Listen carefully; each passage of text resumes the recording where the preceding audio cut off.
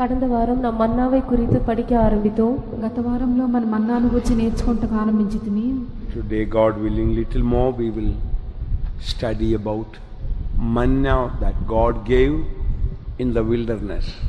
தேவனுக்கு சித்தமானால் இன்று தேவன் வனாந்திரத்திலே அவர்களுக்கு தந்ததான மன்னாவை குறித்து இன்னும் சற்று ஆழமாக படிப்போம். నేడు మనం దేవుని యొక్క చిత్తమైతే అరణ్యములో ప్రభు వారికి అనుగ్రహించినటువంటి మన్నాను గురించి కొంచెం లోతుగా మనం ధ్యానించదము. So we studied last week 3 types of manna. கடந்த வாரம் 3 விதமான மன்னாவை குறித்து நாம் கற்றோம். గత వారంలో 3 విధమైనటువంటి మన్నాలను గురించి మనం నేర్చుకుంటుమి.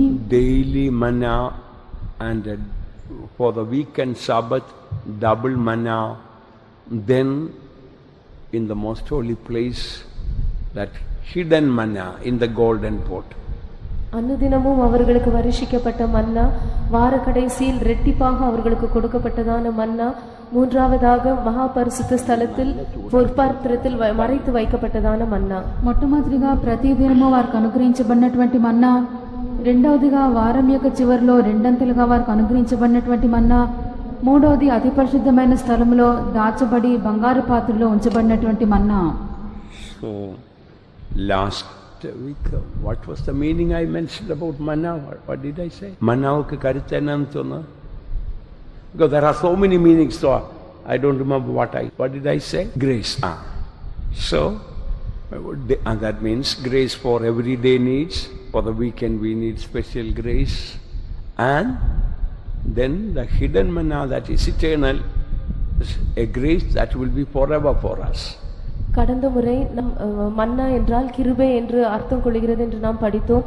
ஒவ்வொரு நாளும் நமக்கு அளிக்கப்படுகிற கிருபை நமக்கு அவசியம். வார கடைசியில் ரெட்டிப்பாக நமக்கு கொடுக்கப்படுகிறதான கிருபை தேவை. கடைசியாக என்றென்றும் நமக்கு நித்தியமாக அருளப்படும் கிருபையும் நமக்கு அவசியம் என்று நாம் சிந்தித்தோம். ఈ యొక్క మన్నా అనగా కృప అని చెప్పి మనం గత వారం చూచితిమి. ప్రతిదినం కూడా మన యొక్క అవసరతలకు కృప ఆవశ్యకము. వారం యొక్క చివరిలో మనకు రెండంతలైనటువంటి కృప అవశ్యము. నిత్యానిత్యముగా మనకు ఉంచబడినటువంటి ఆ కృపను మనం పొందుకొనుట ఆవశ్యకము. Manna has so many meanings according to the context, and the spirit guides, different meanings are there. நாம் படிக்கிறதான அந்த விஷயத்தை பொறுத்து கர்த்தருடைய ஆவியான நடத்துகிற பிரகாரமாக மன்னா என்கிறதான அந்த பதத்திற்கு எத்தனையோ விதமான அர்த்தங்கள் கொடுக்கப்படலாம். మనం తీసుకున్నటువంటి విషయమును బట్టి దేవుని యొక్క ఆత్మ యొక్క నడిపింపు ప్రకారము మన్నాకు మనం పలు విధమైనటువంటి అర్థములను ఇవ్వవచ్చును. But last week we studied the manna in the golden pot is very special. கடந்த முறை பொற்பாத்திரத்தில் வைக்கப்பட்டதான மன்னா மிகவும் விசேஷமானது என்று நாம் தியானித்தோம். అయితే గత వారంలో బంగారు పాత్రలో ఉంచబడినటువంటి మన్నా చాలా విశేషమైనదని నేర్చుకుంటుమి. It is protected with the 3 golden coverings. அது 3 விதமான பொன் தகடுகளால் மூடப்பட்டு பாதுகாக்கப்படுகிறது. అది 3 విధమైనటువంటి బంగారు కప్పుల చేత అది కప్పబడి కాపాడబడుచున్నది. First, the golden pot itself is a golden covering. முதலாவதாக அந்த பொற்பாத்திரமே அதுக்கு ஒரு பொன்னால் செய்யப்பட்டதான மூடி போல பாதுகாப்பாக அளிக்கப்படுகிறது. మొట్టమొదటిగా యొక్క బంగారు పాత్రయే దానికి బంగారు కప్పు వంటిది. And this ark has got inside a covering and outside another covering, both of gold. இந்த உடன்படிக்கை பெட்டிக்கு உள்ளாக ஒரு மூடி உண்டு, அடுத்ததாக வெளிப்புறமாகவும் அதற்கு ஒரு மூடி கொடுக்கப்பட்டுள்ளது. இரண்டுமே பசும்பொன்னால் செய்யப்பட்டவை. ఈ యొక్క మందసమునకు లోపల ఒక కప్పు ఉన్నది, వెలుపట ఒక కప్పు ఉన్నది. రెండు కూడా మేలిం బంగారంతో చేయబడి ఉన్నవి. Anybody remembers what was the meaning that I mentioned last Wednesday about the golden pot?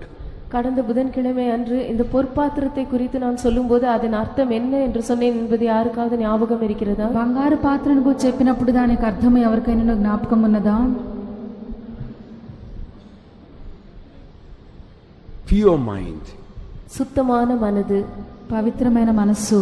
So there is a special grace that will remain forever if we keep our minds pure as gold. நாம் நம்முடைய மனதை பொன்னை போல சுத்தமாக தூய்மையாக பாதுகாத்துக் கொள்வோம் என்றால் நமக்கு எப்பொழுதும் நித்தியமாக நம்மோடு கூட நிலைத்திருக்கக்கூடியதான ஒரு விசேஷமான கிருபை அளிக்கப்படுகிறது என்று நாம் கற்றோம். కావున మన యొక్క మనసును ఎల్లప్పుడూ మనం పవిత్రంగా కాపాడుకొనినప్పుడు నిత్యంగా మనలో నిలిచి ఉండినటువంటి ఆ యొక్క కృపను మనం పొందుకొని దాన్ని కాపాడుకొనగలము.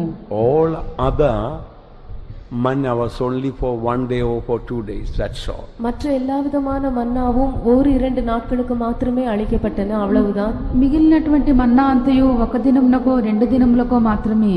But this manna is for every day's needs, all the days of our life. ஆனால் இந்த மன்னா அது ஒவ்வொரு நாளும் நம்முடைய ஜீவிய நாட்கள் எல்லாம் என்றென்றுமாக நமக்கு கொடுக்கப்படுகிற மன்னாவாகும். అయితే ఈ యొక్క మన్నా ప్రతి దినం కూడా మన యొక్క జీవిత కాలం అంతటికి చాలినటువంటి మన్నా. So it can be called hidden manna because it is hidden right inside the ark. ஆகையால் இது மறைக்கப்பட்ட மன்னா என்று இதை நாம் அழைக்கலாம். காரணம் இது உடன்படிக்கை பெட்டிக்குள்ளாக வைத்து மறைக்கப்பட்டுள்ளது. దీనిని మనము మరుగై ఉన్నటువంటి మన్నా అని చెప్పవచ్చును. ఎందుకనగా మందసము లోపల అది ఉంచబడి మరుగై ఉన్నది. No human being can see this manna. எந்த மனுஷனாலும் இந்த மன்னாவை காண முடியாது. ఏ మనుషుడు కూడా ఈ యొక్క మన్నాను చూడలేడు. Even the high priest once a year, when he goes to the most holy place, there also he cannot see this hidden manna kept right inside this ark and covered. பிரதான ஆசாரியனும் கூட வருஷத்துக்கு ஒரு முறை மகா பரிசுத்த ஸ்தலத்திற்குள் பிரவேசிக்கும் போது பொற்பாத்திரத்தில் வைக்கப்பட்டு உடன்படிக்கை பெட்டிக்குள்ளாக வைத்து மறைக்கப்பட்டிருக்கிறதான இந்த மன்னாவை அவனும் கூட பார்க்க முடியாது. ప్రధాన యాజకుడు సంవత్సరంకు ఒకసారి అతి పరిశుద్ధ స్థలంలోనికి ప్రవేశించినప్పుడు ఈ యొక్క బంగారు పాత్ర నిబంధన మందసంలో ఉంచబడి పై మూత వేయబడి ఉండగా అతడు కూడా ఈ యొక్క మన్నాను చూడలేడు. So there is an unseen manna. Who will get it? ஆகவே காணப்படாததான ஒரு மன்னா உண்டு, அதை யார் பெற்றுக்கொள்ள முடியும்? కావున అదృశ్యమైనటువంటి ఒక మన్నా ఉన్నది, దాన్ని ఎవరు పొందగలరు? Revelation 2:17. வெளிப்படுத்தின விசேஷம் 2ஆம் அதிகாரம் 17ஆம் வசனம். ప్రకటన గ్రంథము 2వ అధ్యాయము 17వ వాక్యము. ஆவியானவர் சபைகளுக்கு சொல்லுகிறதை காதுள்ளவன் கேட்க கடவன். ஜெயம் கொள்கிறவனுக்கு நான் மறைவான மன்னாவை புசிக்க கொடுத்து அவனுக்கு வெண்மையான குறிக்கல்லையும் அந்த கல்லின் மேல் எழுதப்பட்டதும் அதை பெறுகிறவனே அன்றி வேறொருவனும் அறியக்கூடாதுமாக்கிய புதிய நாமத்தையும் கொடுப்பேன் என்று எழுது. He that hath an ear, let him hear what the Spirit saith unto the churches. To him that overcometh will I give to eat of the hidden manna, and will give him a white stone, and in the stone a new name written, which no man knoweth, saving he that receiveth it. To him that overcometh will I give to eat of the hidden manna. ஜெயம் கொள்கிறவனுக்கு நான் மறைவான மன்னாவை புசிக்க கொடுப்பேன். జయించు వానిని మరుగయున్న మన్నను భుజింపనిత్తును. So, for those who live an overcoming life, God promises in this New Testament a hidden manna. ஆகவே இந்த புதிய ஏற்பாட்டு காலத்தில் ஜெயம் கொள்கிறவர்களுக்கு தேவன் மறைவான மன்னாவை கொடுப்பேன் என்று சொல்லி வாக்களிக்கிறார். కావున క్రొత్త నిబంధన యందు జయించు జీవితం చేయవారికి మరుగైనటువంటి మన్నానిత్తునని ప్రభు వాగ్దానం చేయుచున్నాడు. In the Bible there is a principle, unseen things are eternal. வேதாகமத்திலே இப்படி ஒரு கொள்கை உண்டு, அதர்சனமான காணப்படாத காரியங்கள் எல்லாம் நித்தியமானவை. వాక్యమందు ఇటువంటి ఒక నియమం కలదు, అదృశ్యమైనవి నిత్యములు. Read 2 Corinthians 4:18. 2 கொரிந்தியர் 4ஆம் அதிகாரம் 18ஆம் வசனம். 2వ కొరింథీ 4వ అధ్యాయము 18వ వాక్యము. ஏனெனில் காணப்படுகிறவைகள் அநித்தியமானவைகள், காணப்படாதவைகளோ நித்தியமானவைகள். For the things which are seen are temporal, but the things which are not seen are eternal. So, things which are seen are temporal, things which are not seen are eternal. ஆகையால் காணப்படுகிறவைகள் அநித்தியமானவைகள், காணப்படாதவைகளோ நித்தியமானவைகள். ఏలయనగా దృశ్యమైనవి అనిత్యములు, అదృశ్యమైనవి నిత్యములు. Heaven is eternal because it's not seen. பரலோகம் நித்தியமானது, ஏனென்றால் அது காணப்படாது. పరలోకము నిత్యమైనది, ఎందుకనగా అది మనకు అదృశ్యమైనది. The earth is temporal because it is seen. பூமி அநித்தியமானது, ஏனென்றால் அது காணப்படக்கூடிய ஒன்று. భూమి అనిత్యమైనది, ఎందుకనగా అది దృశ్యమైనది. Hell is it eternal or temporal? Naragam நரகமானது நித்தியமானதா அநித்தியமானதா? నరకము నిత్యమైనదా అనిత్యమైనదా? சொல்லுங்க. நித்தியம். எதனால் நித்தியம்? காணப்படாதது இல்லையா? So your body, is it eternal or temporal? ஆகவே உங்களுடைய சரீரம் நித்தியமானதா அனித்தியமானதா? మీ యొక్క శరీరము నిత్యమైనదా లేక అనిత్యమైనదా? Temporal. அது అనిత్యமானது. అనిత్యమైనది. Why? ஏன்? ఎందుకు? Why? It is seen. ஏனென்றால் அது காணப்படக்கூடியது. అది దృశ్యంగా ఉన్నది, చూడగలిగినది. Your soul, is it eternal or temporal? உங்களுடைய ஆத்துமா நித்தியமானதா அனித்தியமானதா? మీ ప్రాణము నిత్యమైనదా లేక అనిత్యమైనదా? Why it is eternal? ஏன் ஆத்மா நித்தியமானது? ఎందుకొరకు ప్రాణం నిత్యమైనది? Because not seen. ஏனென்றால் அது காணப்பட முடியாது. అది అదృశ్యమైనది. So anything that is seen, see this mic, it is seen, it's temporary. இப்பொழுது இந்த மைக்கை பார்க்கிறோம், அது நம்மால் காண முடிகிறது, அது అనిత్యமானது. ఉదాహరణగా మైక్ చూస్తున్నాము, అలాగే మనం చూచినదంతయు కూడా అనిత్యమైనది. What a tremendous truth it is.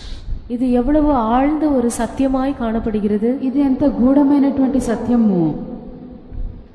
My voice, I ask you, it's a confusing question. My voice, is it eternal or temporal? இப்பொழுது என்னுடைய சத்தத்தை குறித்து கேட்கிறேன். என்னுடைய சத்தம் நித்தியமானதா அனித்தியமானதா? నా స్వరం మీరు వినుచున్నారు, నా స్వరము నిత్యమైనదా అనిత్యమైనదా? Eternal. Why? சத்தம் நித்தியமானது. ஏன்? స్వరము నిత్యమైనది ఎందుకు? Why? You don't see it. அதை நீங்கள் பார்ப்பதில்லை. అది మీరు చూచటలేదు. Now recently the scientists are experimenting. They want to make a new invention. இப்பொழுது சமீப காலத்தில் விஞ்ஞானிகள் எல்லாம் சேர்ந்து ஒரு புது காரியத்தை கண்டுபிடிக்க பிரயாசப்படுகிறார்கள். ఇప్పుడు సమీపంలో విజ్ఞానులందరూ కలిసి ఒక నూతనమైన కార్యం కనుగొనుచున్నారు. They found out all man has spoken, even from Adam what spoken, they are already in the sound waves. One day they will be extricate and put in record. One day you will hear, this is Adam speaking. How would you like it? ஆதாம் முதல் கொண்டு இந்த உலகத்தில் தோன்றியதான அத்தனை மனுஷர்களுடைய எல்லா சத்தங்களும் காற்றில் அலைகளாக உள்ளதாம். அவைகளெல்லாம் எடுத்து ஒரு ரெக்கார்டில் பதிவு செய்வது போல எல்லாம் பதிவு செய்யப்பட்டு கடைசியில் அவை மறுபடியுமாக நமக்காக போடப்படும். அப்பொழுது இந்த குறிப்பிட்ட ஆளுடைய சத்தம் இது என்று சொல்லப்படும் போது உங்களுக்கு எப்படி இருக்கும்? ఉదాహరణగా మనం చూసినప్పుడు ఆదాము నుండి మాట్లాడినటువంటి వారి యొక్క స్వరమనియు గాలిలో ఉన్నటువంటి అలల్లో అవి కలిసిపోయినవి. ఒక దినమున ఇవన్నీ కూడా రికార్డ్ చేయబడి దాన్ని మనం వినినప్పుడు ఇది పలాని వారి యొక్క స్వరము లేక ఆదాము యొక్క స్వరం అని చెప్పినప్పుడు మనకి ఎంత వింతగా ఉండును. I understand scientists are working already. 2000 years ago, whatever Jesus spoke, they are in the sound waves. They wanted to extricate it and record it. 2000 வருடங்களுக்கு முன்பாக கர்த்தராகிய இயேசு என்னென்ன வார்த்தைகளை உரைத்தாரோ அவ்வளவு வார்த்தைகளும் அவருடைய சத்தமும் காற்றில் ஓசையின் அலைகளாக காணப்படுகின்றன. இப்பொழுது விஞ்ஞானிகள் அவைகளெல்லாம் ஒன்றாக சேர்த்து எடுத்து அதை பதிவு செய்ய பிரயாசப்படுகிறார்கள். 2000 సంవత్సరం ముందుగా ప్రభువైన యేసుక్రీస్తు ఏమైతే మాట్లాడి ఉన్నారో ఆయన యొక్క స్వరం అంతా కూడా గాలిలో అది కలిసిపోయినది.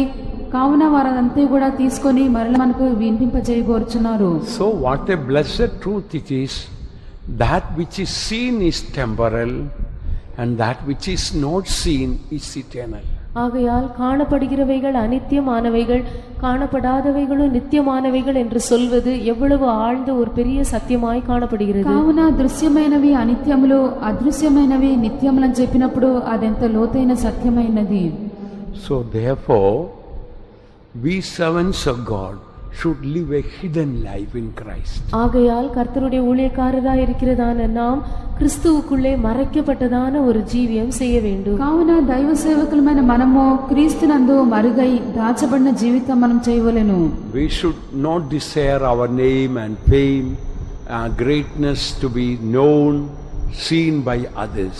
நாம் நம்முடைய பெயரையோ புகழ்ச்சியையோ கீர்த்தியையோ மற்றவர்கள் நம்மை காண வேண்டும், குறித்து அறிந்து கொள்ள வேண்டும் என்கிறதான இந்த காரியங்கள் ஒன்றையும் நம்முடைய இருதயத்தில் வாஞ்சிக்க கூடாது. కావున మనక పేరు, మనక ప్రసిద్ధి, మన కీర్తి, ఇతరులు మనల్ని గురించి బాగా తెలుసుకొని పరిచయం కావాలని చెప్పినటువంటి కోరికలు మనకు ఉండకూడదు. If we live a hidden life, unseen life, and it will be an eternal beauty and glory.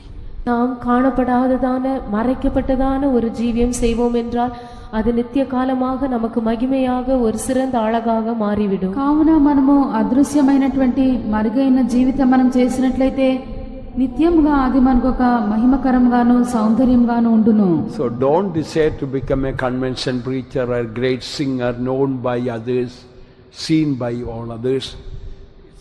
We must be hidden in Christ. ஆகையால் பெரிய கன்வென்ஷன் பிரசங்கியாக மாற வேண்டும் அல்லது ஒரு பெரிய பாட்டுக்காரராக வேண்டும் என்று சொல்லி மற்றவர்கள் காண வேண்டும் என அறிய வேண்டும் என்று நாம் விரும்பாமல் கர்த்தருக்குள் மறைக்கப்பட்டவர்களா இருக்கவே பிரயாசப்பட வேண்டும். కావున మనమందరము గొప్ప కన్వెన్షన్ ప్రసంగికులం గానో లేక బాగా పాట పాడినటువంటి గాయకులం గానో మారవల్లని చెప్పి ఆశించవద్దు. క్రీస్తునందు మరుగైనటువంటి జీవితం మనం చేసేదము. Now let us learn few beautiful truths about manna. இப்பொழுது மன்னாவை குறித்து மிகவும் அழகான சத்தியங்களை நாம் படிப்போம். ఇప్పుడు మన్నాను గురించి కొన్ని అందమైన సత్యములను మనం చూచేద్దాము. Manna was available only in the wilderness, not in Egypt, not in Canaan, but in wilderness.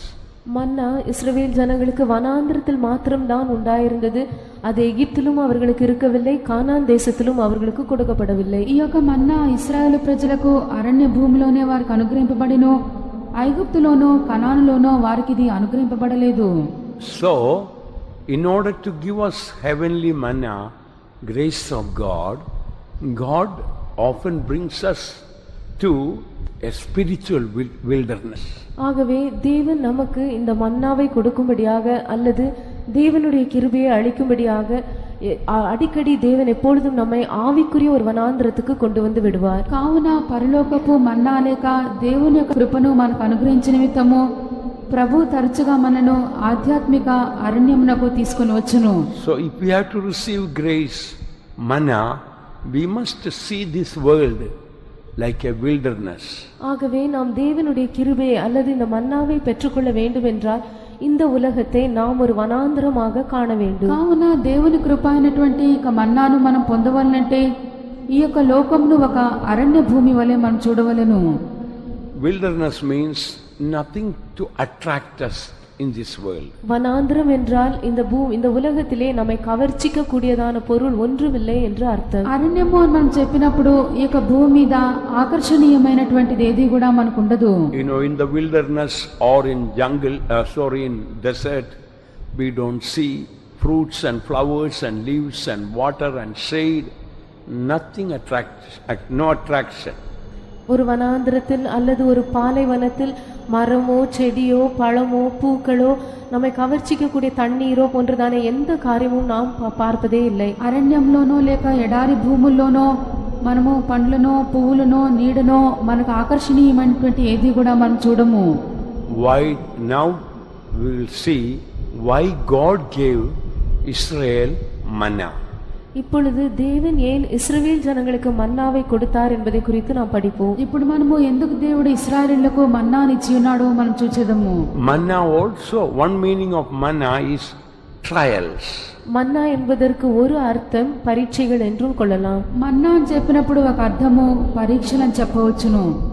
God gave manna in the wilderness to make them humble, to make them small. அவர்கள் இஸ்ரவேல் ஜனங்களை தாழ்மைப்படுத்தும்படியாகவும் அவர்களை சிறுமைப்படுத்தும்படியாகவும் தேவன் వనాంధ్రத்திலே அவர்களுக்கு మన్నాவை கொடுத்தார். ఇశ్రాయేలు ప్రజలను అణుచు నిమిత్తమును తగ్గించి దీనులుగా చేయ నిమిత్తమే ప్రభువు వారికి మన్నానిచ్చి ఉన్నాడు. Deuteronomy chapter 8 verse 2 and 3. உபாகமம் 8ஆம் அதிகாரம் 2ஆம் 3ஆம் வசனங்கள். ద్వితీయోపదేశ కాండము 8వ అధ్యాయము 2-3 వాక్యములు.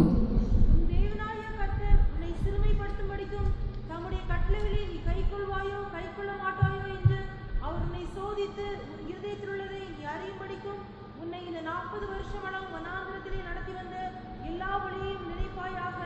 அவர் உன்னை சிறுமைப்படுத்தி உன்னை பசியினால் வருத்தி மனுஷன் அப்பத்தினால் மாத்திரமல்ல கர்த்தருடைய வாயிலிருந்து புறப்படுகிற ஒவ்வொரு வார்த்தையினாலும் பிழைப்பான் என்பதை உனக்கு உணர்த்தும்படிக்கும் நீயும் உன் பிதாக்களும் அறியாதிருந்த மன்னாவினால் உன்னை போஷித்தார். And thou shalt remember all the way which the Lord thy God led thee these 40 years in the wilderness, to humble thee and to prove thee, to know what was in thine heart, whether thou wouldest keep his commandments or no.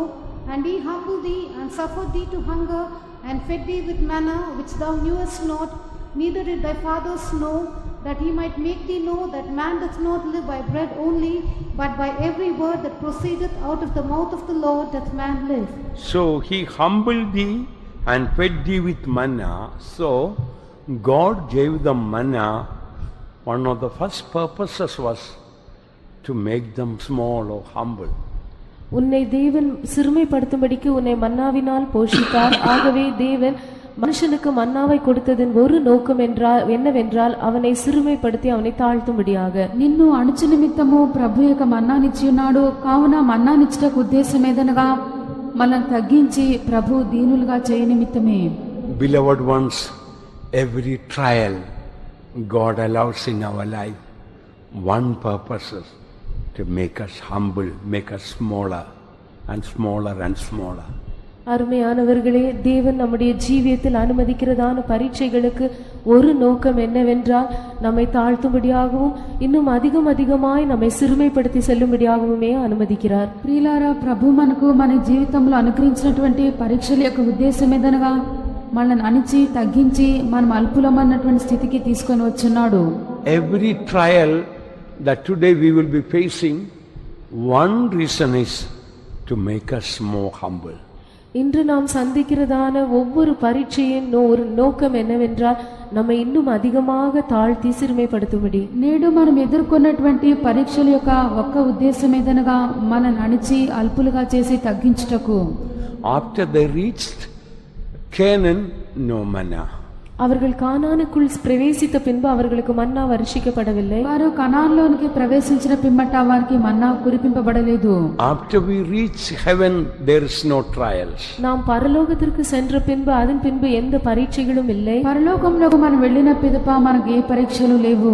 After we reach heaven, there is nothing to humble us or make us small there. நாம் பரலோகத்திற்கு சென்ற பின்பு அதன் பின்பு நம்மை தாழ்த்தவோ நம்மை சிறுமைப்படுத்தவோ அங்கு ஒன்றுமே இல்லை. పరలోకంలోకి మనం వెళ్ళిన పిమ్మట మనల్ని తగ్గించుటకో మనల్ని అణుచుటకో అక్కడ ఏది కూడా ఉండదు. Therefore, every day, if we humble ourselves before God in our trials, what will happen? God's grace will come more, because He giveth grace to the humble. ஆகையால் ஒவ்வொரு நாளும் நாம் சந்திக்கிறதான பரீட்சைகளிலே நம்மை நாமே அதிகமாக தாழ்த்துவோம் என்றால் சம்பவிப்பது என்னவென்றால் தேவனுடைய கிருபை நமக்கு அதிகமாக பெருகும். ஏனென்றால் தாழ்மை உள்ளவர்களுக்கு தேவன் கிருபை அளிக்கிறார். కావున ప్రతిదినం కూడా మనం ఎదుర్కొంటున్నటువంటి పరీక్షల యందు అధికముగా మనను తగ్గించుకొని దీనులుగా చేసుకొనినప్పుడు దేవుని యొక్క వాక్య ప్రకారము దీనులకు కృపానుగ్రహించిన దేవుడు తాను తగ్గింపగలవారని మనకు కూడా కృపనిచ్చును.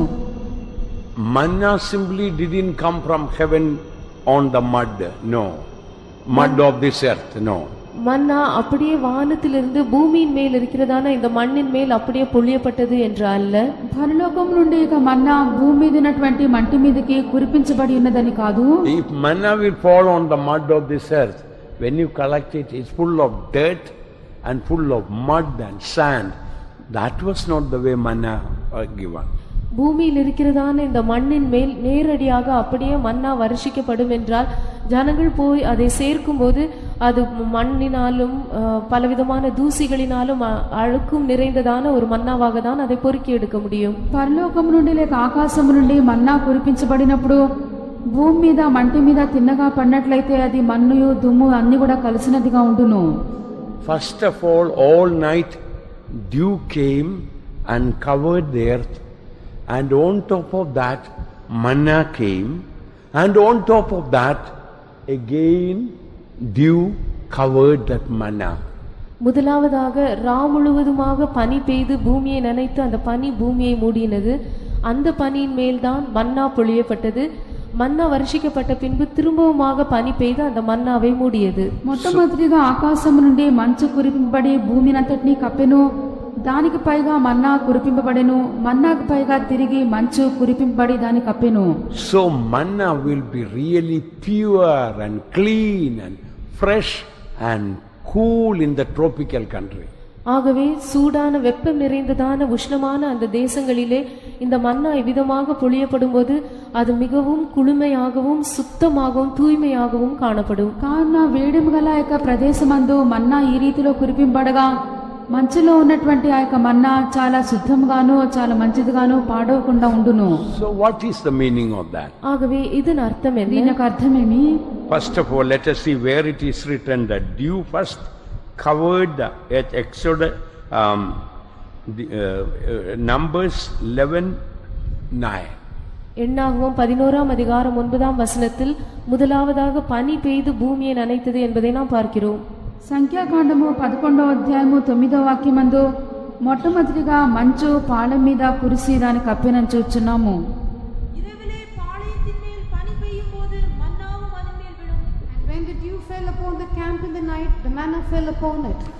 So first of all, dew fell all over the camp, and then so that it will be above the mud and all the dirt, and on top of that dew manna fell. ஆகையால் முதலாவதாக பனி பாளையம் எங்கும் முழுவதுமாக பெய்தது. அந்த பனி தான் முதலாவதாக அந்த பூமியின் மேல் இருக்கிறதான மண்ணை மூடியது. அதன் பின்பு அந்த பனியின் மேல் தான் மன்னா பொழியப்பட்டது. మొట్టమొదటిగా రాత్రి అంతా కూడా మంచు పాళెం మీద కురిసెను. అది భూమి మీద ఉన్నటువంటి మంటిని మురికంతటిని కప్పిన పిమ్మట దానిపైన మన్నా పడెను. So manna will be on the clean place it is falling. ஆகவே மன்னா சுத்தமான இடத்தில் தான் அவர்களுக்கு వర్షిக்கப்பட்டது. కావున మన్నా పడినప్పుడు చాలా శుద్ధంగా ఉన్నటువంటి స్థలమందే కురిపింపబడెను. And if manna will remain on the dew without any covering, again dust and filth all can contaminate the manna. மறுபடியுமாக இவ்விதமாக இந்த பனியின் மேல் விழுந்ததான இந்த மன்னா மேலே மூடப்படவில்லை என்றால் மறுபடியுமாக தூசியும் மற்ற அநேக காரியங்களும் அழுக்கான பொருட்களும் வந்து அந்த மன்னாவை அசுத்தமாக்கலாம். మంచు మీద పడినటువంటి ఇక మన్నాకు కప్పబడకుండా ఉండినట్లయితే తిరిగి దాని మీద మురికియు దుమ్ము కూడా పడవచ్చును. Exodus chapter 16 verse 14 says, on top of the manna again from heaven dew will cover it.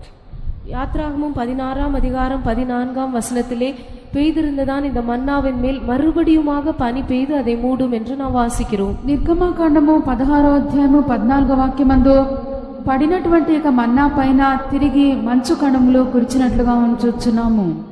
பெய்திருந்த பனி நீங்கின பின் இதோ வனாந்திரத்தின் மீதெங்கும் உருட்சியான ஒரு சிறிய வஸ்து உறைந்த பனி கட்டி கொடியத்தனையாய் தரையின் மேல் கிடந்தது. And when the dew that lay was gone up, behold, upon the face of the wilderness there lay a small round thing, as small as the hoarfrost on the ground. It's so beautiful. On top of the manna, again from heaven, dew came so that the manna will be preserved very clean and pure and fresh and cool also. இது எவ்வளவு அழகாக இருக்கிறது. இவ்விதமாக பொழியப்பட்டதான இந்த மன்னாவின் மேல் மறுபடியுமாக வானத்திலிருந்து பனி பெய்து அந்த மன்னாவை மூடுவதினால் இந்த மன்னா மிகவும் சுத்தமாகவும் குளுமையாகவும் நன்றான விதத்திலே பாதுகாக்கப்பட்ட ஒரு பொருளாகவும் காணப்படுகிறது. ఇది ఎంత చక్కగా వ్రాయబడినదో చూడండి. ఈ యొక్క మన్నా పడిన తర్వాత నూగు మంచు వలె సన్నని కనుమలు అరణ్య భూమి మీద కనబడును. అదేమనగా మన్నా మీద మంచు కురిపింపబడి అది చాలా చల్లదనంగాను అప్పుడే మనం కొనినటువంటిదిగా క్రొత్తగాను పాడవకుండా చాలా మంచి స్థితిలో అది కాపాడబడెను. I told you one meaning of manna is the grace of God. மன்னாவிற்கு ஒரு அர்த்தம் தேவனுடைய கிருபை என்று நான் உங்களுக்கு சொன்னேன். మన్నా యొక్క ఒక అర్థము దేవుని యొక్క కృప అని చెప్పి తిని. So what is the meaning of this dew that fell from heaven?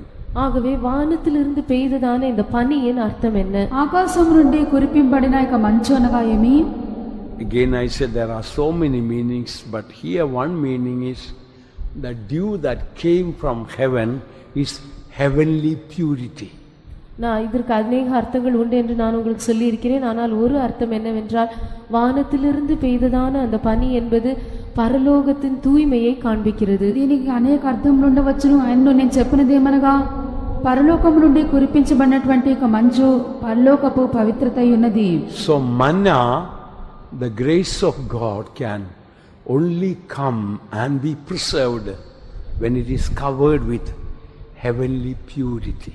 ஆகவே இந்த மன்னா என்பது தேவனுடைய கிருபையானது அது பரலோகத்தின் தூய்மையினால் முற்றிலுமாக மூடி இருக்கும்போதுதான் அது நமக்குள்ளே பத்திரமாக பாதுகாக்கப்பட்டிருக்கும். కావున ఇక మన్నా అయినటువంటి దేవుని కృప కాపాడబడవాలంటే పరలోకపు పవిత్రత చేత పూర్తిగా కప్పబడి అది కాపాడబడును.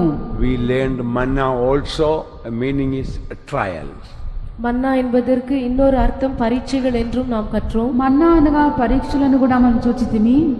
So, in our trials, if we are not really covered with the heavenly purity, our trials will never become food for our spiritual food to strengthen us.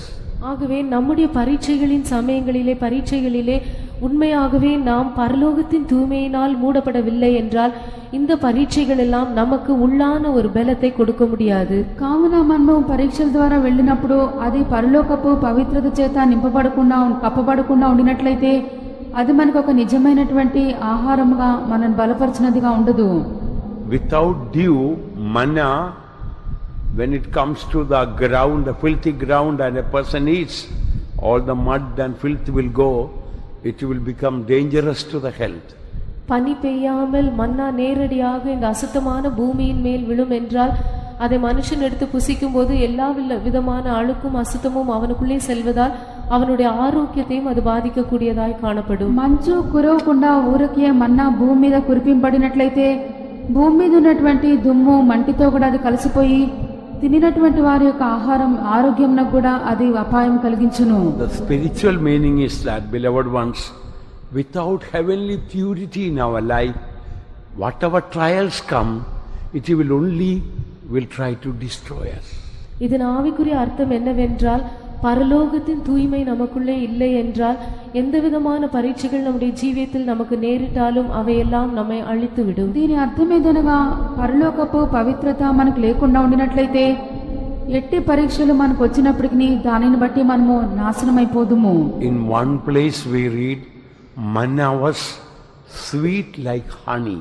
ஒரு இடத்திலே மன்னா தேனிட்ட பணியாரம் போல் அவ்வளவு ருசியா இருந்தது என்று நாம் வாசிக்கிறோம். ఒక స్థలంలో మనం చదివినప్పుడు మన్నా యొక్క రుచి తేనెతో కలిపినటువంటి అపూపముల వలె ఉండెను. If our life is covered with heavenly purity, every trial will become sweet at the end. நம்முடைய ஜீவியமானது பரலோக தூய்மையினால் முற்றிலுமாய் மூடப்பட்டிருக்கும் என்றால் ஒவ்வொரு பரீட்சையும் முடிவிலே நமக்கு மிகவும் இனிமையாக மாறிவிடும். మన యొక్క జీవితము పరలోకపు పవిత్రత చేత నిండి ఉండినట్లయితే మన పరీక్షల యొక్క అంత్యఘట్టమందు అది మనకు మధురముగా మారును. We read in one place, it was manna was angels' food, which made them very strong. இன்னும் ஒரு இடத்திலே வேதத்திலே மன்னா தூதர்களின் அப்பமாய் ஆகாரமாய் இருந்தது என்று அது நாம் படிக்கிறோம். இது மனுஷனை மிகவும் அதிகமாக பலப்படுத்தக்கூடியதாய் காணப்பட்டது. అనేక స్థలమందు ఇక మన్నాను గూర్చి దేవదూతల ఆహారమైనదని చదువుచున్నాము. అది మనుషుని ఎంతో బలపరిచినది. Beloved ones, if we keep our life pure, every trial will turn out to be like sweet honey and will make us spiritually strong. அருமையானவர்களே, நம்முடைய ஜீவியத்தை நாம் சுத்தமாக தூய்மையாக நாம் பாதுகாத்துக் கொள்வோம் என்றால் ஒவ்வொரு பரீட்சையும் நமக்கு தேனிட்ட பணியாரம் போல ருசியாக மாறிவிடும். ఆవికుర్య ప్రకారమాగం நம்மை அது அதிகமாக బలపడితివిடும். కావున ప్రతి పరీక్షను కూడా మనము చాలా పరలోకపు పవిత్రత చేత మనం కాపాడుకొనినప్పుడు అంతమందు అది మనకు తేనె వలె రుచిగా అపూపముల వలె కనబడి మన యొక్క జీవితమును అధికముగా బలపరచునదై ఉండును. One day when Samson was walking through the vineyard, a lion roared against him to kill him. ஒரு நாள் சிம்சோன் ஒரு திராட்சை தோட்டத்தின் வழியாக சென்று கொண்டிருக்கையில் ஒரு சிங்கம் அவனுக்கு எதிரிட்டு வந்தது. உடனே சிம்சோன் அந்த சிங்கத்தை பிடித்து அதை கொன்று போட்டான். ఒకసారి సంసోను ఒక ద్రాక్ష తోటబడి నడుచు ఉండగా కొదమ సింహం ఒకటి అతని మీదకి బొబ్బరించుచూ వచ్చెను. దేవుని యొక్క ఆత్మ ప్రేరేపణ చేత దాన్ని అతడు చీల్చివేసి ఉన్నాడు. But anointing came upon him. He tore that lion like a kid and killed it. ஆனால் தேவனுடைய ஆவியானவர் சிம்சோனின் மேல் இறங்கின போது அவன் அதை ஒரு ஆட்டுக்குட்டியை கிழிக்கிறது போல அந்த சிங்கத்தை கிழித்து கொன்று போட்டான். ఆయనను యెహోవా యొక్క ఆత్మ సంసోను మీదకు వచ్చినప్పుడు మేక పిల్లను చీల్చినట్లు అతడు ఆ యొక్క సింహంను చీల్చెను. We read afterwards honey came out of that lion. அதன் பின்பு அந்த சிங்கத்திலிருந்து தேன் புறப்பட்டது என்று நாம் வாசிக்கிறோம். దాని పిదప సింహం యొక్క కళేబరం నుండి తేనె కనబడెను. Shall we see Judges chapter, which chapter? 14 verse. நியாயாதிபதிகள் 14ஆம் அதிகாரம் 6ஆம் வசனமும் 8ஆம் வசனமும். న్యాయాధిపతులు 14వ అధ్యాయము 6-8 వాక్యములు. அப்பொழுது கர்த்தருடைய ஆவி அவன் மேல் பலமாய் இருந்ததினால் அவன் தன் கையில் ஒன்றும் இல்லாதிருந்தும் அதை ஒரு ஆட்டுக்குட்டி கிழித்து போடுகிறது போல் கிழித்து போட்டான். ஆனாலும் தான் செய்ததை அவன் தாய் தகப்பனுக்கு அறிவிக்கவில்லை. சில நாளுக்கு பின்பு அவன் அவளை விவாகம் பண்ணி திரும்பி வந்து சிங்கத்தின் உடலை பார்க்கிறதற்கு வழி விலகி போனான். இதோ சிங்கத்தின் உடலுக்குள்ளே தேனீ கூட்டமும் தேனும் இருந்தது. And the Spirit of the Lord came mightily upon him, and he rent him as he would have rent a kid, and he had nothing in his hand, but he told not his father or his mother what he had done. And after a time he returned to take her, and he turned aside to see the carcass of the lion, and behold, there was a swarm of bees and honey in the carcass of the lion. What is a spiritual lesson we learn from this? இதிலிருந்து நாம் கற்றுக்கொள்கிற ஆவிக்குரிய பாடம் என்ன? దీని నుండి మనం నేర్చుకొను ఆధ్యాత్మిక పాఠమేమి? Our every trial is like this lion roaring and coming as if about to kill Samson. நமக்கு நேரிடுகிறதான ஒவ்வொரு பரீட்சையும் சிம்சோனுக்கு விரோதமாக எவ்விதமாக இந்த கெர்ச்சிக்கிற சிங்கம் அவனுக்கு எதிர்பட்டு அவனை கொல்லும்படியாக வந்ததோ அதுபோலதான் ஒவ்வொரு பரீட்சையும் நமக்கு விரோதமாக புறப்பட்டு வருகிற ஒரு சிங்கத்தை போல் காணப்படுகிறது. సంసోనుకు విరోధముగా యొక్క సింహము ఏలాగున బొబ్బరించుకొంచు గర్జించు వచ్చినదో అలాగునే దాన్ని చంపవలని వచ్చినదో మన పరీక్షలు కూడా మనకు అలాగునే ఉన్నవి. But after he conquered the trial, conquered the lion, honey came out of the lion. ஆனால் அவன் அந்த சிங்கத்தை ஜெயித்து அதை மேற்கொண்டு அதை கொன்று போட்ட பின்பு அந்த சிங்கத்திலிருந்து தேன், சிங்கத்தின் உடலிலே தேன் இருந்தது என்று நாம் பார்க்கிறோம். అయితే ఆ యొక్క సింహమును అతడు చంపిన పిమ్మట సింహం యొక్క కళేబరంలో తేనె కనబడెను. So the lesson we learn is this: every trial, if we overcome by the Spirit of God, and the result will be that experience will become a sweet honey-like experience. We will eat it, we will be sharing with others that honey as Samson did. ஆகவே இதிலிருந்து நாம் கற்றுக்கொள்கிற ஆவிக்குரிய பாடம் என்னவென்றால் நமக்கு சம்பவிக்கிறதான ஒவ்வொரு பரீட்சையும் தேவனுடைய ஆவியினால் நாம் ஜெயித்து மேற்கொள்வோம் என்றால் முடிவிலே அதன் விளைவு தேனை போல இனிமையாக மாறிவிடும். அந்த இனிமையான அனுபவத்தை நாமும் புசித்து பலனடையலாம். சிம்சோன் மற்றவர்களுக்கு கொடுத்தது போல அந்த அனுபவத்தை மற்றவர்களோடும் நாம் பகிர்ந்து கொள்ளலாம். కావున మనం ఎదుర్కొన్నటువంటి ప్రతి పరీక్షను కూడా దేవుని యొక్క ఆత్మ చేత మనము జయించిన వారంగా మారినప్పుడు అంతమందు అది మనకు తేనె వలె మధురంగా మారును. దాన్ని మనము ఆస్వాదించి మనం తృప్తి పొందగలము. ఇతరులకు కూడా దాన్ని ఇచ్చి మనం బలపరచగలము. If anointing had not come upon Samson in the time of the trial, lion came, he could have been killed by the lion.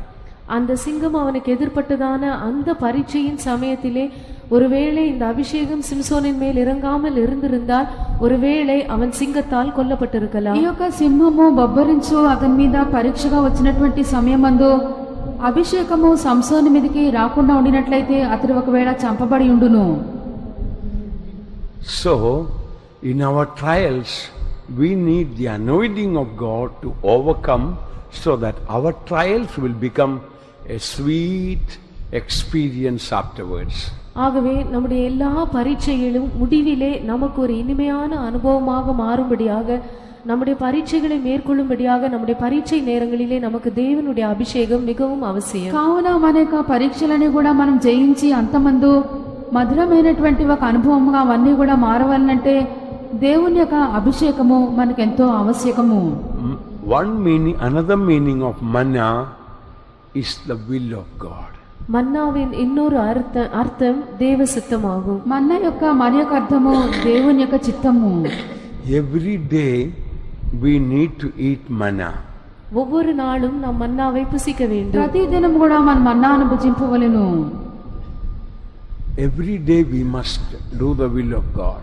ஒவ்வொரு நாளும் நாம் தேவ சித்தம் செய்ய வேண்டும். ప్రతిదినం కూడా మనం దేవుని యొక్క చిత్తం చేయవలెను.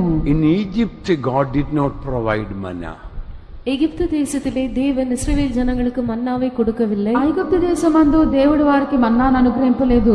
Only in the wilderness they were given manna. வனாந்திரத்தில் தான் அவர்களுக்கு இந்த மன்னா கொடுக்கப்பட்டது. అరణ్యమందే వారికి ఇక మన్నా ఇయ్యబడెను. So this world is a wilderness to us, and we need every day to do the will of God. ஆகவே இந்த உலகம் நமக்கு ஒரு வனாந்திரமா இருக்கிறது. ஒவ்வொரு நாளும் நாம் தேவ சித்தம் செய்ய கடமைப்பட்டிருக்கிறோம். కావున ఈ యొక్క లోకం మనకు అరణ్యం వలె ఉన్నది. ప్రతిదినం కూడా దేవుని యొక్క చిత్తం చేయుటకు ఈ మన్నా మనకు ఆవశ్యకము. Only those who were in the camp, only they received manna. Outside the camp they didn't get it.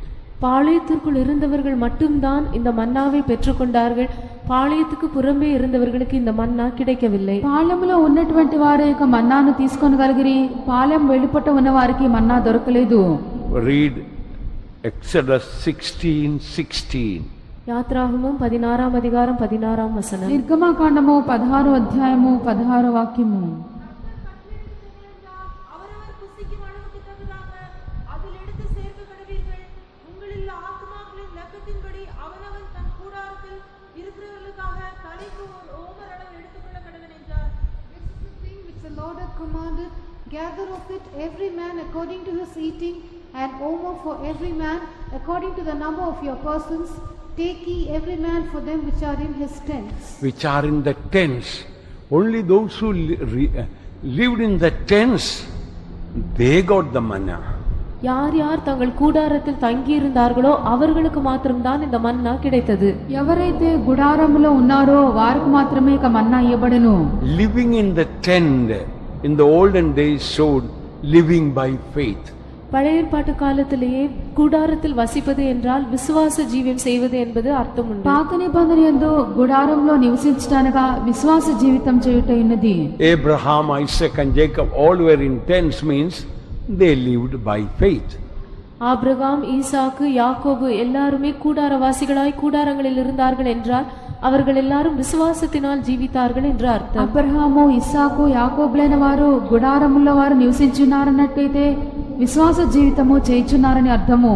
So only when we live by faith, only God's will can be revealed, God's grace can come upon us.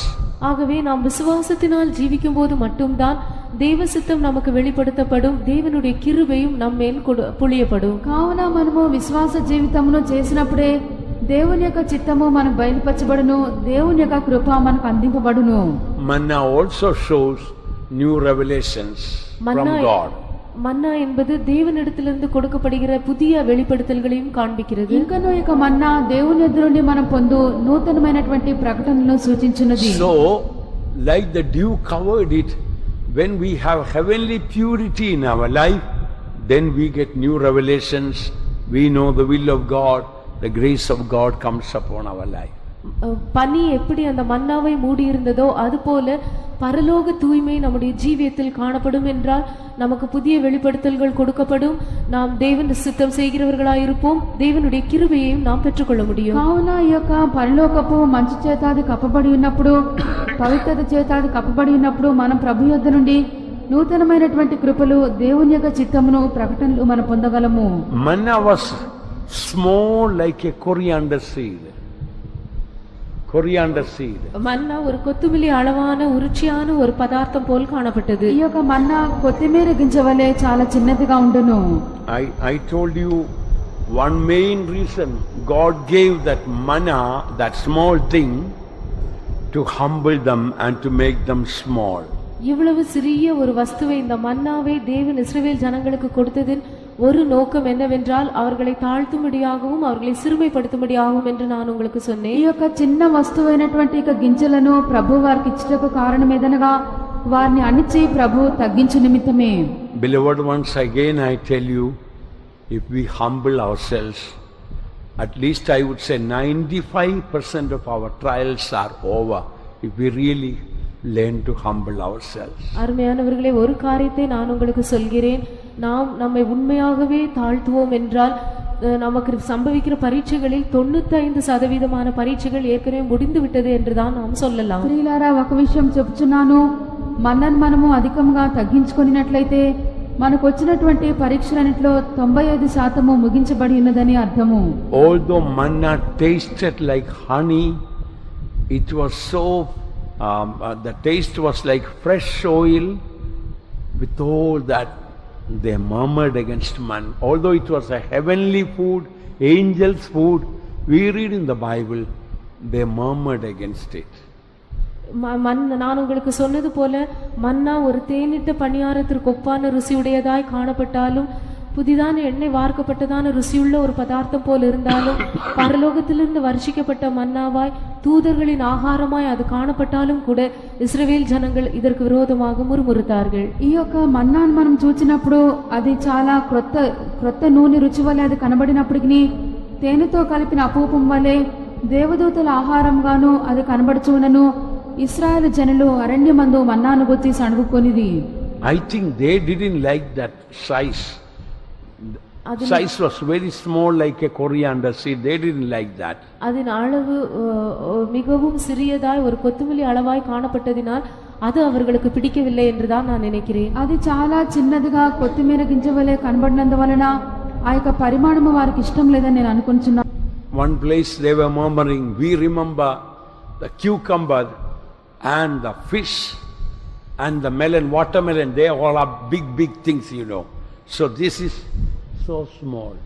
ஒரு இடத்திலே இஸ்ரவேல் ஜனங்கள் முறுமுறுக்கும் போது, நாங்கள் எகிப்தில் புசித்ததான வெள்ளரிக்காய்கள், கொமட்டி காய்கள், மச்சங்கள் போன்ற இவைகள் எல்லாம் நாங்கள் நினைவு கூறுகிறோம் என்று சொல்லி அவர்கள் முறுமுறுத்தார்கள். காரணம், இந்த மன்னா மிகவும் சிறிய ஒரு வஸ்துவாய் காணப்பட்டது. ఒక సందర్భంలో ఇశ్రాయేలు ప్రజలు సణిగినప్పుడు వారు, మేము ఐగుప్తులో ఉండగా మేము తినినటువంటి చేపలు, కీరకాయలు, దోసకాయలు, తెల్లగడ్డలన్నీ కూడా మా జ్ఞాపకంలోకి వచ్చినవని చెప్పి, ఎందుకనగా ఈ యొక్క మన్నా వారి యొక్క చూపునకు చాలా చిన్నదిగా ఉండెను. Read Numbers 11 verse 5. எண்ணாகமம் 11ஆம் அதிகாரம் 5ஆம் வசனம். సంఖ్యాకాండము 11వ అధ్యాయము 5వ వాక్యము. நாம் எகிப்திலே கிரயமில்லாமல் சாப்பிட்ட மச்சங்களையும் வெள்ளரிக்காய்களையும் கொம்மட்டிக்காய்களையும் கீரைகளையும் வெங்காயங்களையும் வெள்ளை பூண்டுகளையும் நினைக்கிறோம். We remember the fish which we did eat in Egypt freely, the cucumbers and the melons and the leeks and the onions and the garlic. See, most of these things were in size much bigger than this coriander seed. இந்த இடத்தில் சொல்லப்பட்ட எல்லா பொருட்களும் இந்த கொத்துமல்லி அளவான மன்னாவை பார்க்கிலும் எத்தனையோ மடங்கு பெரிய వస్తుக்களாய் காணப்பட்டன. ఇక్కడ చెప్పబడినటువంటి యొక్క పదార్థములన్నీ కూడా కొత్తిమీర గింజ కంటే కూడా ఎన్నో రెట్లు చాలా పెద్దవిగా ఉన్నవి. But what are they, these cucumbers and watermelons and fish, compared to this heavenly manna, sweet like honey? What are they? ஆனால் இந்த தேனிட்ட பணியாரம் போல இவ்வளவு இனிமையான ருசியான வானத்திலிருந்து புளைப்பட்டதான இந்த மன்னாவிற்கு முன்பாக இந்த மச்சங்கள், வெள்ளரிக்காய்கள், కొమ్మటిகள் எல்லாம் ఏమాత్రం. ఈ యొక్క తేనెతో కలిపినటువంటి అపూపముల వలె మధురముగా ఉన్నటువంటి మన్నా ఎదుట ఈ యొక్క కీరకాయలు, దోసకాయలు ఇవన్నీ కూడా ఏ రుచి కూడా లేనటువంటివి.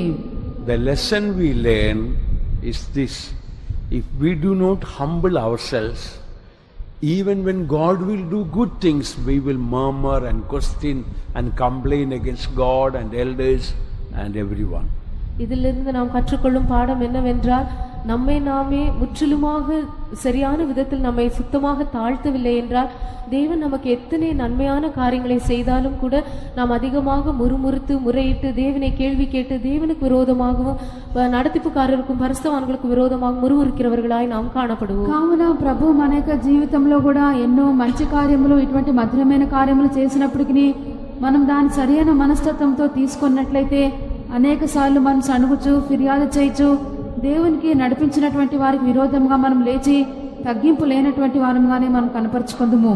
And manna, not only it was small, but it was round in size like a coriander seed. இந்த மன்னா ஒரு சிறிய வஸ்துவாய் காணப்பட்டது மட்டுமல்லாமல் కొత్తుమల్లిயை పోల ఉరుచిயான ஒரு వస్తువాயும் కాణపట్టదు. ఈ యొక్క మన్నాను మనం చూచినప్పుడు చాలా చిన్నది మాత్రమే కాదు, కొత్తిమీర గింజ వలె అది గుండ్రముగా ఉండెను. One good thing about the round is, anything that is round, when you throw down even to the ground, it will roll and go into the lowest place. உருண்டையான எந்த வஸ்துவானாலும் அதன் ஒரு தன்மை என்னவென்றால், அதை நாம் பூமியிலே கீழே போடும்போது அது அப்படியே உருண்டு தாழ்வான ஒரு இடத்திற்கு சென்றுவிடும். మండలాకారంలో ఉన్నటువంటి గుండ్రముగా ఉన్న ఏ వస్తువైనను మనం కింద పడవేసినప్పుడు అది క్రింద ఏదైతే పళ్ళముగా ఉండునో ఆ వైపునకు దొర్లుచు క్రిందకు వెళ్ళిపోవును. So beloved ones, through it all, God was teaching them, humble yourself, humble yourself, humble yourself. But many of them could not get through to that message from God and perished in the wilderness. இவை எல்லாவற்றின் மூலமாகவும் தேவன் அவர்களுக்கு திரும்பவுமாக சொல்லிக் கொடுத்த காரியம் என்னவென்றால், தங்களை அதிகமாக மறுபடியுமாய் தாழ்த்த வேண்டும், தங்களை சிறுமைப்படுத்த வேண்டும் என்று சொன்னார். ஆனால் அவர்களில் அநேகரும் தேவன் இவர்களுக்கு தந்ததான இந்த தூதை அவர்களால் கற்றுக்கொள்ள முடியாமல், அறிந்து கொள்ள முடியாமல் கடைசியாக வனாந்தரத்தில் அழிந்து போனார்கள். ప్రభు వారికి అరణ్యమందున్నప్పుడు తరచుగా మిమ్మల్ని తగ్గించుకోండి అని చెప్పి తిరిగి ఆ వర్తమానం అనుగ్రహించునే ఉన్నాడు. ఆయనను ఇశ్రాయేలు ప్రజల్లో అనేకులు ప్రభు యొద్ద నుండి వచ్చినటువంటి వర్తమానం వారు తీసుకొని లేకుండా, వారు తమను తగ్గించుకొని లేకుండా అరణ్యంలోనే వారు నశించిపోయిరి. It is one thing to be small and it is altogether another thing to be round. சிறிய வஸ்துவாய் இருப்பது என்பது ஒரு காரியம், ஆனால் ఉరుండయా இருப்பது என்பது ముற்றிலும் వేరుపட்ட இன்னொரு కారియం. అది చాలా చిన్న వస్తువుగా ఉన్నదని చెప్పుట ఒక కార్యము, మరొక వైపున అది గుండ్రంగా ఉండెను. You may say I am small, but you don't want to go right down to the lowest position.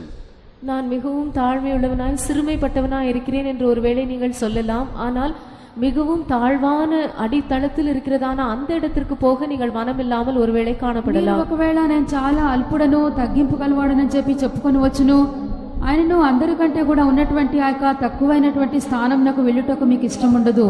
So we must be like this round manna, willing to take the lowest place. ஆகையால் உருண்டையான இந்த வடிவம் கொண்டதான இந்த மன்னாவை போல மிகவும் தாழ்வான ஒரு இடத்தை எடுத்துக்கொள்ள மனமுள்ளவர்களாய் நாம் காணப்பட வேண்டும். గుండ్రముగా ఉన్నటువంటి మన్నా వలె మనం కూడా చాలా తగ్గింపైనటువంటి చివరి స్థానంకు వెళ్ళుటకు మనం సిద్ధంగా ఉండవలెను.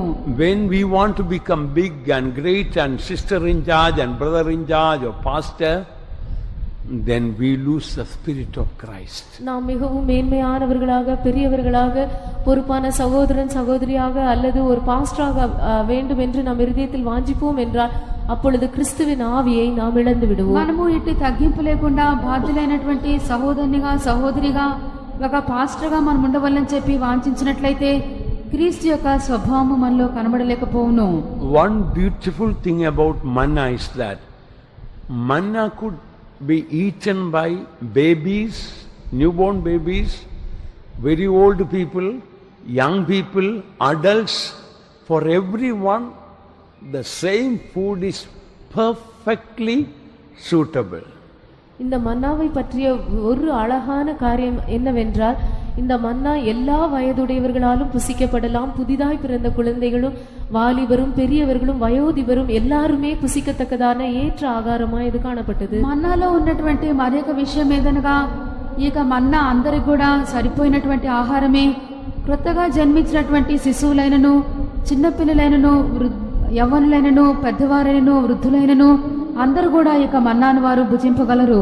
Manna was so soft, they were made wafers, and it was so soft, it could melt when the sun shines, and it was so hard, you had to use mortar and grind it. Read it, take. மன்னா மிகவும் மிருதுவாக, மிகவும் மென்மையாக இருந்தது. சூரியன் ஏறின உடனே அது உருகி போகத்தக்கதாயும் காணப்பட்டது. அதே சமயத்தில் அதை இடித்து பொடியாக்கக்கூடிய அளவிற்கு அது கடினமான பொருளாயும் காணப்பட்டது. ఈ యొక్క మన్నాను మనం చూచినప్పుడు ఎండ వేడిమికి ఇది కరిగిపోనట్లుగా ఉండెను. అది చాలా మెత్తనిదిగా కనబడి ఉండెను. మరొక విధంలో మన్నా చాలా గట్టిదిగా, దానిని మనము రోట వేసి దంచవలసి ఉన్నదే ఉండెను. Read Numbers chapter 11 verse 8. எண்ணாகமம் 11:8. సంఖ్యాకాండము 11వ అధ్యాయం 8వ వాక్యము. ஜனங்கள் போய் அதை பொறுக்கி கொண்டு வந்து இயந்திரங்களில் அரைத்தாவது உரலில் இடித்தாவது பானைகளில் சமைப்பார்கள். அதை அப்பங்களுமாக சுடுவார்கள். அதின் ருசி புது ஒலிவ எண்ணெயின் ருசி போல் இருந்தது. And the people went about and gathered it and ground it in mills or beat it in a mortar and baked it in pans and made cakes of it, and the taste of it was as the taste of fresh oil. So here we find it was so hard you have to grind it in mills and or beat it in a mortar. இந்த இடத்திலே மன்னா அவ்வளவு கடினமான ஒரு பொருளா இருந்தபடியினால் அதை இயந்திரங்களில் போட்டு அரைக்க வேண்டும் அல்லது உரல்களை வைத்து இடிக்க வேண்டியதா இருந்தது என்றும் பார்க்கிறோம். ఇక్కడ మనము మన్నాను చూచినప్పుడు అది చాలా గట్టిగాను కఠినంగాను ఉండటం బట్టి తిరుగుట మనం దాన్ని విసరవలను లేక రోట మనం వేసి దాన్ని దంచవలెను. And it was so soft like wafers. Read Exodus 16:31.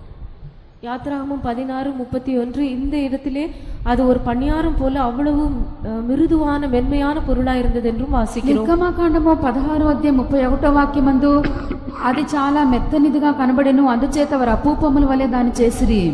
இஸ்ரவேல் வம்சத்தார் அதற்கு மன்னா என்று பெயரிட்டார்கள்.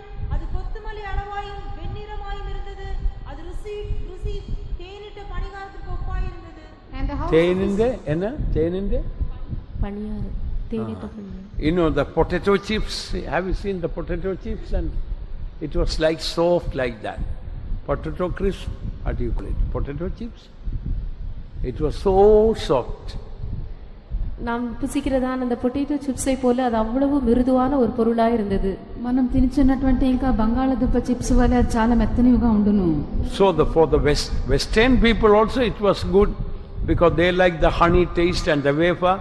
Eastern people it is good, they like the oil and the spice like coriander. For everyone it was so tasty and sweet. ஆகையால் மேற்கத்திய நாட்டில் இருந்ததான ஜனங்களுக்கும் அது ஏற்ற பொருள். ஏனென்றால் அவர்களுக்கு இவ்வளவு தேனிட்ட பணியாரம் போன்றதான அந்த ருசி அவர்களுக்கு மிகவும் விருப்பம். கிழக்கத்திய நாட்டில் உள்ள ஜனங்களுக்கும் காரம் மற்றும் அதிகமாக காரமா இருக்கக்கூடியதான பொருட்களும் ఇష్టం. அதற்கேற்றதான రుచిயும் இந்த మన్నాவில் కాణపట్టது. పాశ్చాత్య దేశంలో ఉన్న వారికి ఇది చాలా ఇష్టమైనటువంటి ఆహారము.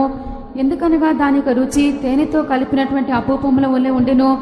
ఇక్కడ దక్షిణ భాగంలో ఉన్నటువంటి వారు కూడా ఇది చాలా ఇష్టమే. ఎందుకనగా అది కొత్తిమీర గింజ వలె దాని యొక్క రుచి అంతా కూడా ఆ యొక్క పదార్థముల వలె ఉండెను.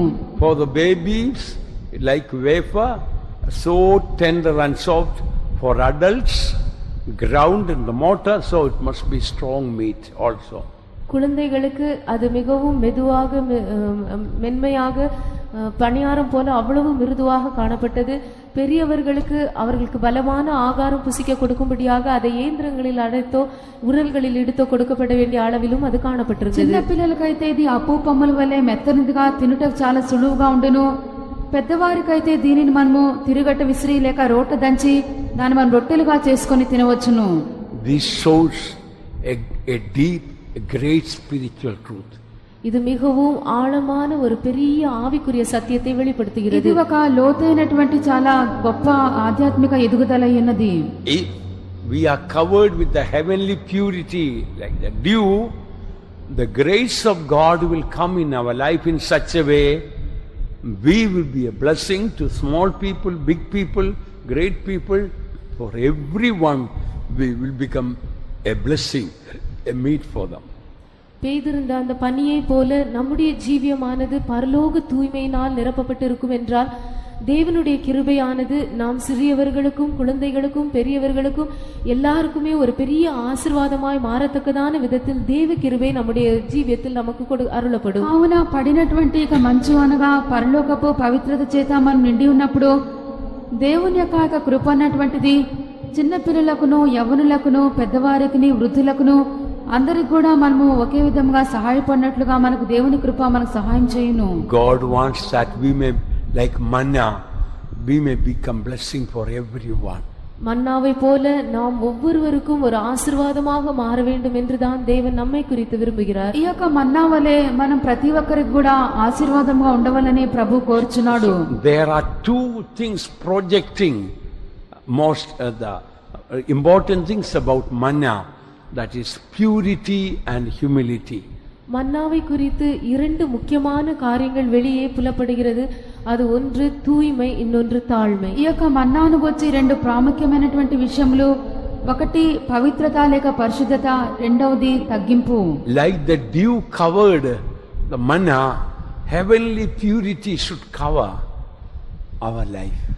பனி எப்படி இந்த மன்னாவை மூடினதோ அதுபோல பரலோக தூய்மை அல்லது பரிசுத்தம் நம்முடைய ஜீவியத்தை முற்றிலுமாய் மூட வேண்டும். ఎలాగునే ఇక మంచు మన్నాను కప్పి ఉన్నదో అలాగనే పరలోకపు పవిత్రత మన యొక్క జీవితంను కప్పవలెను.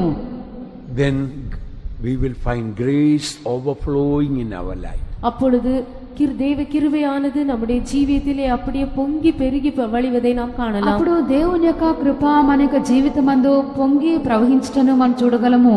Another thing, manna shows the humility of Christ.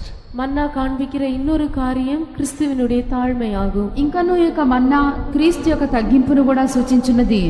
As manna came down from heaven, Jesus came down from heaven to earth. மன்னா வானத்திலிருந்து அவர்களுக்கு பொழியப்பட்டது போல கர்த்தராகிய இயேசுவும் பரலோகத்தை விட்டு இறங்கி பூமிக்கு வந்தார். ఈ యొక్క మన్నా పరలోకం నుండి కురిపింపబడినట్లు దేవుడు యేసు పరలోకం నుండి భూమికి వచ్చెను. As manna being rolls into the lowest place, Jesus came from heaven. He took the last and the least place. எப்படி இந்த மன்னா ஒரு உருண்டையான வஸ்துவாய் இருந்து மிகவும் தாழ்வான இடத்தை நோக்கி செல்கிறதோ அதுபோல கர்த்தராகிய இயேசுவும் கடைசியான தாழ்ந்ததான கடைசி இடத்தை எடுத்துக்கொண்டார். ఏలాగున ఇక మన్నా గుండ్రంగా ఉండి దొర్లుచు చాలా క్రింది స్థానంలోకి అది వచ్చి ఉన్నదో అలాగనే ప్రభు అయినటువంటి యేసుక్రీస్తు కూడా భూమి మీదకు వచ్చి చిట్ట చివరి స్థానంని తీసుకొని ఉన్నాడు. Like manna could be eaten for westerners and easterners, for the babies, adults, Jesus was a blessing to even to his enemies and to saints. For everyone he was a blessing.